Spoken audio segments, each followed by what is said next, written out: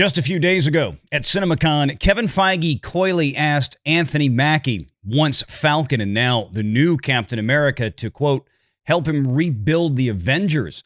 But is that even possible at this point? Now, rumors have been swirling that Robert Downey Jr.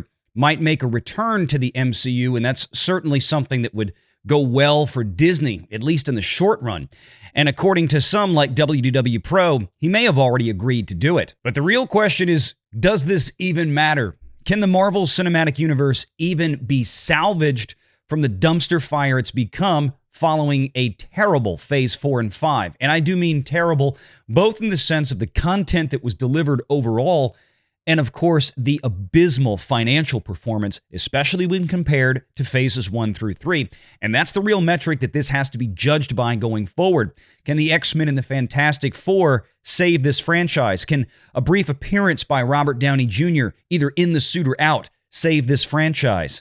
Or is it just going to be more money thrown against the wall and more shareholder value for Disney incinerated?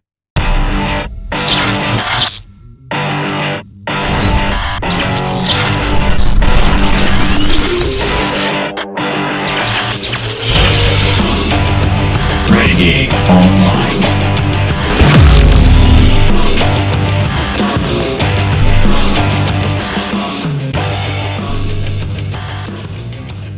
I want to mention, this past week at Cinemacon Pro, you probably saw a lot of the stuff that was coming out from I saw some stuff. Kevin Feige and whatnot. Yeah. And dropping the F-bombs, resetting the MCU. Everything's fine. Yeah. No worries. Yeah. Which in and of itself, look, with the next feature film coming out being Deadpool, I get it. It's like you want to throw a few F-bombs out there, okay? Listen, Feige wants to fit in with Ryan Reynolds. We're just all glad that so far Kathleen Kennedy doesn't try to fit in with Leslie Headland on stage, because that is going to be a messy situation. Yikes. Yeah. Yep. Well, one of the things mentioned in the past few days besides this is Robert Downey Jr. being asked, hey, would you come back would you come back to Marvel? And he said, yeah, absolutely. I guess under what circumstances might be, but I'm sure that's... We've reported before. I think he's already got a deal. I think he's got a deal already. I want to say that it probably is the case. It'll be interesting to see in what capacity he shows up in the Marvel Cinematic Universe going forward. But, as it stands right now, they talked about, and let me see if I can find, I thought I had the Twitter post. They got to get an all hands on deck, fix this thing, and start over again, because their plan for who they were going to bring in failed miserably. So now they got to relaunch the X-Men, and that's going to be their phase infinity, whatever they go to next. They got to get to the X-Men. They need a bridge to get there. So they got to put Hugh Jackman and Tom Holland together, and then they got to bring back RDJ and a few of the original Avengers like Jeremy Renner. And that gets them to finish this, whatever this giant mess is. They don't even have Jonathan Majors anymore. And then they can bring the whatever they're going to do the X-Men with. And in the meantime, they'll run in the orbit around these characters. They'll run their DEI stuff so they can keep their quotas that we've all covered here about how many percentages Disney has to have. Yeah. But meanwhile, we all know that it's going to be RDJ. It's going to be Tom Holland, Hugh Jackman. That's what's going to drive the viewership. Yeah, and to this end, one of the things mentioned there by Kevin Feige at CinemaCon was Brave New World showing Harrison Ford's Thunderbolt Ross asking Anthony Mackie's Captain America to rebuild the Avengers. Now, my question is, with what? Right. This is just a way to get you to go see it. I don't think there's anything like he's not rebuilding them in this movie. And so there's no, they have to have a hook to get you to go see it. And this is the best hook they have. Iman Vellani, you could have said this about the Marvels. You could have said Iman Vellani is going to start to rebuild or build the Young Avengers. And guess what? It had 5 seconds of mattering at all in a movie that otherwise didn't matter, same as this. Yeah. And to this end, let me say this. My question is, if they're going to rebuild the Avengers, if this is what they're trying to gravitate towards, which they kind of have to, but truly rebuild it with what? And I ask that genuinely. They've already guided forward that Fantastic Four, X-Men, all this stuff, they're going to bring all these characters in. They just spent 2 to 3 years and God knows, at $3-4 billion or whatever the hell it was on all those phase 4 and 5 projects. Well, I guess if you throw Disney Plus in there, we can probably $6-7 billion. What's happening to all those characters? There's been no mention or anything of Shang-Chi, the Eternals. No mention of, Strange is still out there, but he's part of the original 3 phases. Moon Knight, She-Hulk. What? Now, some of these characters they may keep relegated to television shows, I get. But where's all the rest? Now we have Girl Thor. We have Girl Hawkeye. We're about to have Girl Iron Man with Riri Williams, Ironheart. No word whether that show's still coming or not. So is that what we're going to rebuild the Avengers with? Is all of these really poorly crafted female derivatives that nobody wanted and nobody watched, either in theaters or in Disney Plus? Let's just call it the new Avengers, sponsored by Ollie's. Yeah, I mean, are they going to rebuild it with those characters, or are we talking Fantastic Four and X-Men? Or are they talking about everything? Because that's going to get really cluttered. Or are they going to try to hang? And this is my thing with this Brave New World movie. They have got to really bedazzle audiences with this Deadpool movie. I mean, it can't just be people are going to go see it to watch Hugh Jackman and Ryan Reynolds. If Disney doesn't take the opportunity to, and they're going to force in character introductions. They're going to force in a big X-Men introduction. They're going to force in a Fantastic Four introduction. If they don't, they're really stupid, because the Deadpool movie, just being a Deadpool movie, is not going to carry that audience over an entire year before Captain America New World Order comes out, or whatever they're calling it now. We can figure out what's going to be the Avengers. This is not hard. Watch. Let me name some that they just have to be the correct answer. And you tell me if I'm wrong, okay? 1, Spider-Man. There's no way you're not going to do an Avengers without Tom Holland. There's no way. After Spider-Man No Way Home money, Spider-Man.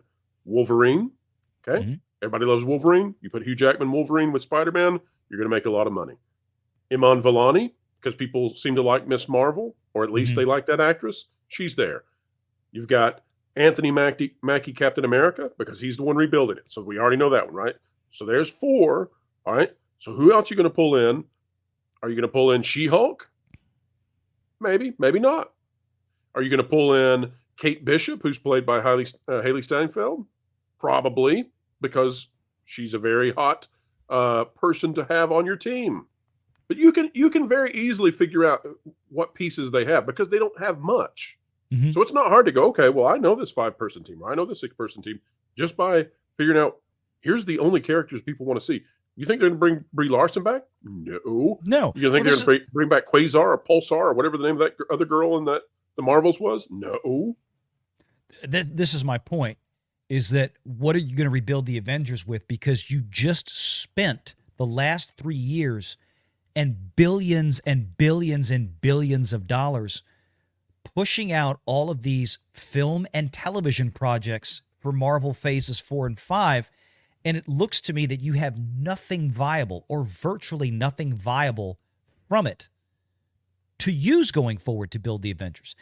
And Spider-Man doesn't count, because Spider-Man, he was around before. He was not, I'm talking about like the characters and the things that they built up in phases 4 and 5. What is truly viable from these phases? Because Marvel has the problem. It was a blessing, and now it's a curse. In phases 1 through 3, the blessing was you had to go see everything in theaters because it all interconnected. Now it's a curse. You have to go see everything in theaters and Disney Plus because it's all interconnected, but it's all really bad now, and over half the audience dropped out. How do you get that half of the audience that dropped out to get back in to go see these movies? They'll go see Deadpool and Wolverine because you don't have to think about that. You know what you're walking into with that. But the next big Avengers-style movie, half your audience, or more than half of your audience, checked out 4 years ago now and has watched nothing or next to nothing of what you've put out in the last 3 years. How do you get them back? I mean, of the characters that they introduced, okay, you have Miss Marvel. Mm-hmm. she could be viable, and that's only because people like Iman Vellani. They liked her, but nobody watched the show. Yeah, oh yeah, I agree totally. So that's where we're at. That's how far we're down in the barrel.